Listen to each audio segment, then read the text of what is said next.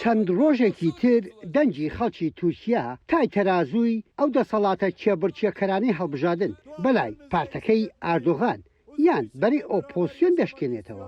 لەم دەڤەری ڤێرجینیای هاوڵاتیانی ئەمریکی بەڕێگەز کورد یان تورک هەن، بەڵام لە وڵاتە ئازادەکەی ئەم سەری دنیاوە زۆرم هەوڵدا چەند کەسێک بدوێنم، بەڵام ئامادەنین لە وتنی ڕای خۆیان.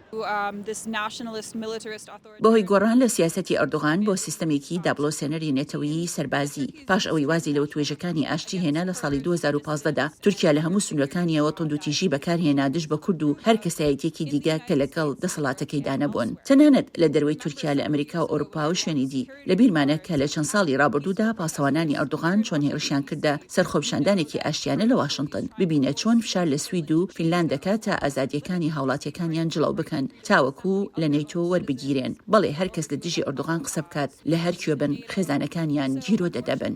کانی غولامیش شیکەرەوەیکی کوردە و لە زۆرێک لە کۆڕ و کۆربەندەکانی واشنگتن هەیە. پێی وایە وڵاتی دیموکراسی و هەبوونی ترس لە وتن یەک ناگرنەوە. تورک دەبێژن وڵاتێمە وڵاتێکی دەموکراتیکە دەموکراسی هەیە لەبەر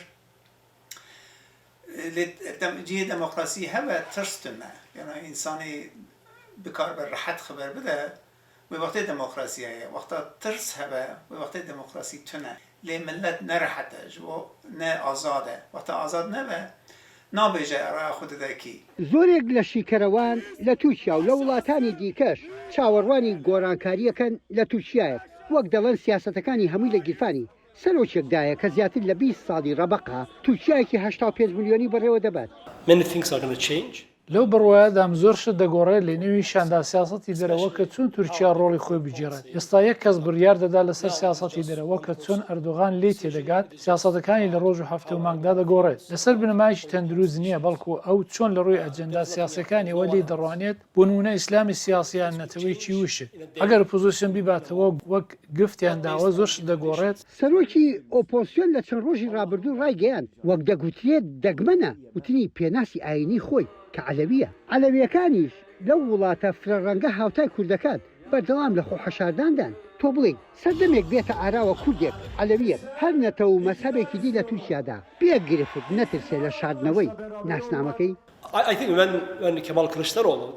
کاتێک کەماڵ کلیچدارۆغڵو سەرۆکی کاندیدکراوی ئۆپۆزیسیۆن باز لە شناسی ئاینی دەکات دەڵێت من عەلەوی من کوردم، ئەو تەنها باز لە شناس و بەگراوندی خۆی ناکات. ئەو قسەی لەسەر ئەوە بوو کە لەباری شناسی جیاوازەوە زۆر کراوە دەبێت. بۆ من ئەوە ئازایەتی بوو ڕێگایکی ڕوونی دەربارەی ئایندەی تورکیا خستە ڕوو کۆمەڵگایەکی کراوە. لە تورکیە سونی سەرۆکن تورک سەرۆکن ئەم بێژن تا عەلەوی بی تا کورد بی تشتێکی دنێ بی نکاری زێدە ڕەحەت وان تشتا بینی زمان. کێبڕکێی هەڵبژاردنەکان لە تورکیادا تا دێت تونترە بێتەوە. دەیان ڕێکخرا و چاودێری هەڵبژاردنەکانەکەن، بەڵام زۆرێک لە شیکەرەوەکان ترسیان هەیە لە ئەگەری دەستکاریکردنی ئەنجامەکانی هەڵبژاردن کە ڕەنگە هیوابوون بە گۆڕان لە تورکیایەکی 85 ملیۆنیدا بکاتە مەحاڵ. یەحیا بەرزنجی دەنگی ئەمریکا، واشنگتن.